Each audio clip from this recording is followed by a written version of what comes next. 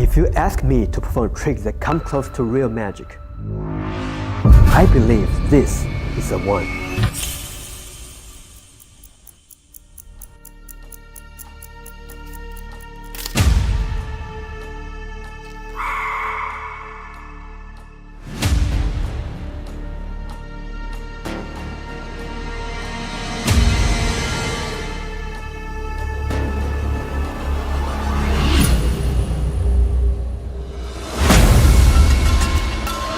Make a hole in the bill and then magically restore it.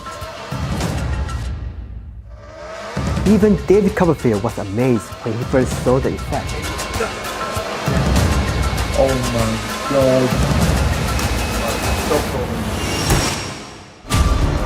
Only one bill is used. Nothing more, nothing less. It's a real hole. You see a hole? You can even feel the hole. You put a hole in it and then you erase the hole for some reason? I am Hanson Chien. Welcome to Phoenix.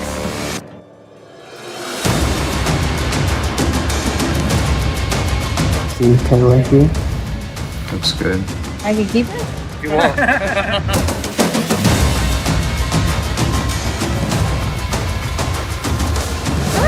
And he restored the money.